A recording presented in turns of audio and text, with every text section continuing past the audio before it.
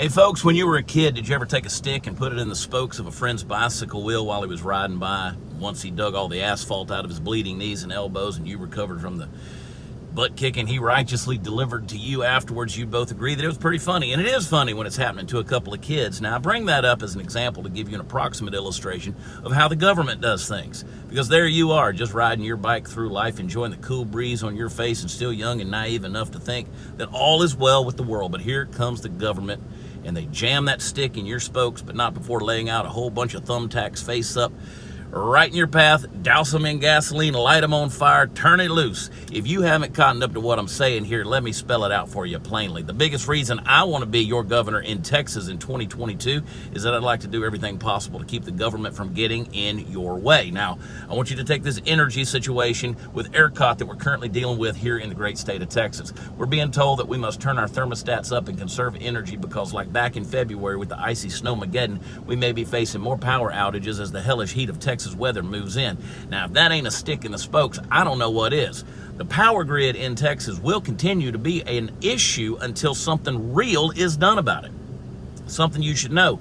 Texas leads the nation in energy production. So what's the problem? Better yet, what's the solution? We've got to increase baseline reserve power. We don't have enough generation capacity to manage peak usage times and times when certain power generation isn't available. We need backup power.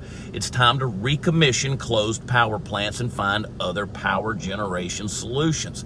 Listen, we've got to solidify the grid and power transfer ability across the state. See, the problem is not getting better, folks. We're seeing that it's getting worse. Reliance on wind and solar is not the solution. Sometimes the winds don't blow and the sun don't shine. And speaking of where the sun don't shine, I think that's the best place we stick those windmills. Now, let's not forget the free market whenever it comes to solutions. I support removing government barriers and direct subsidies to the production, reformulation, refining, and distribution of energy. I'm not opposed to innovation. It's exactly the opposite. I love innovation, which is why I want the government to get out of the way.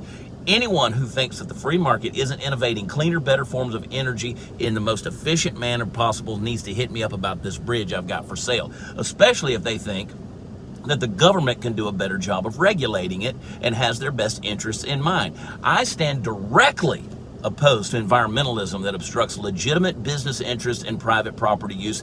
In other words, I'm against ideologically driven idiocy. Now, don't blame me. I was just born that way. I trust the free market to come up with solutions to most of our problems, and we need to let them do it. There's a lot more we can be saying about this, but in the meantime, I want you to visit Prather2022.com. Donate, get involved. Let's bring common sense back to Texas. I love y'all. God bless you, and God bless the state of Texas. Y'all stay cool out there.